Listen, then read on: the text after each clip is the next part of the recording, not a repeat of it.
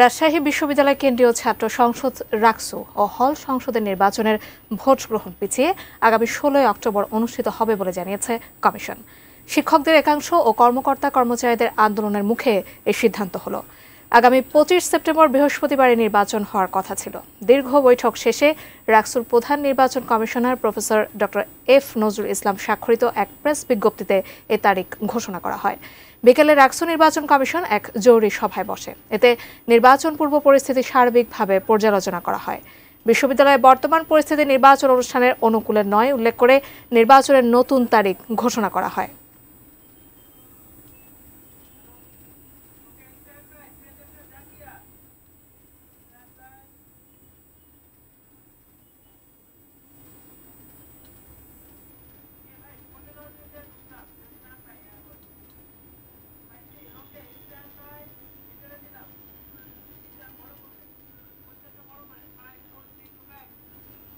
দর্শকের বিষয়ে বিস্তারিত জানাতে রাজশাহী বিশ্ববিদ্যালয় থেকে যুক্ত হচ্ছেন আমাদের প্রতিনিধি বুলবুল হাবিব। বুলবুল, আমরা ইতিমধ্যেই দর্শকদেরকে জানিয়েছিলাম আগের সংবাদগুলোতে যে ছাত্রদল কিন্তু যাচ্ছিল আসলে এই নির্বাচনটা একটু যাতে পেছানো হয় এবং ২৫ সেপ্টেম্বরের পরিবর্তে ১৬ অক্টোবর নির্বাচনের নতুন তারিখও ঘোষণা করা হয়েছে। কি অবস্থা দেখতে পাচ্ছেন ক্যাম্পাসে, কি বলছেন প্রার্থীরা?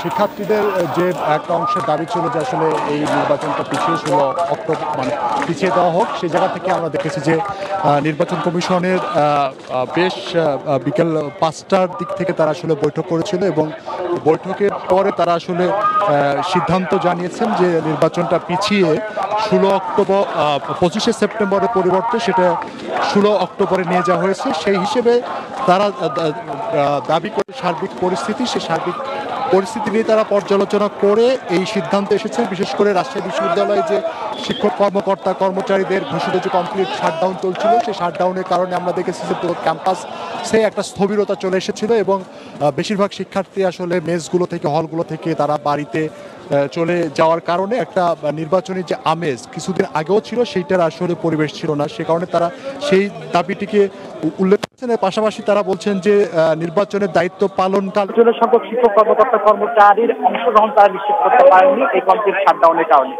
এই দুইটা দাবি প্রধানত ছিল আসলে নির্বাচন কমিশনের পর্যালোচনার বিষয়।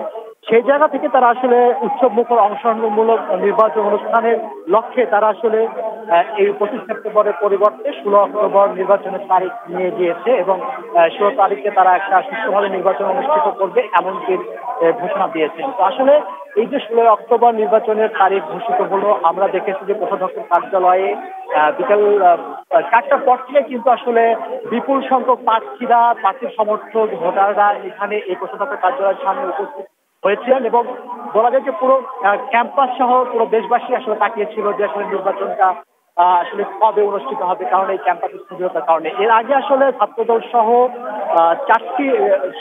৫টি প্যানেলের প্রার্থীরা নির্বাচন পেছানোর দাবিতে নির্বাচন কমিশনকে স্মারকলিপি দিয়েছিলেন এবং ছাত্র শিবির তারা যদিও বলেছিল যে আসলে সঠিক সময়ে নির্বাচন অনুষ্ঠিত করার কথা বলেছিল।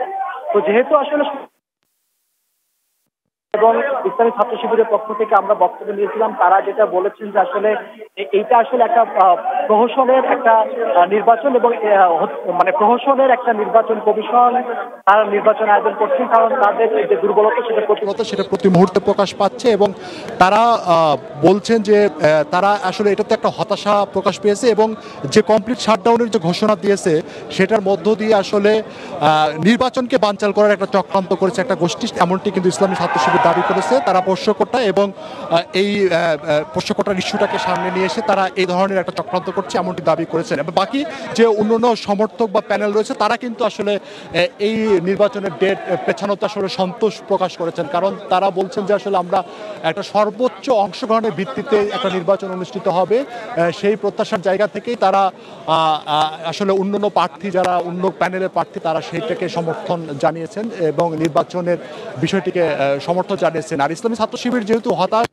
হতাশা প্রকাশ করেছে এবং তারা একটা বিক্ষোভ মিছিল করছে এটা প্রতিবাদ জানিয়ে এবং এই বিক্ষোভ মিছিলের শেষে তারা আসলে একটা কর্মসূচি ঘোষণা করবে। তো যাকে ছিল এখান থেকে যে নির্বাচনের ১৬ অক্টোবর পিছিয়ে ১৬ অক্টোবর করা হয়েছে তার খবর।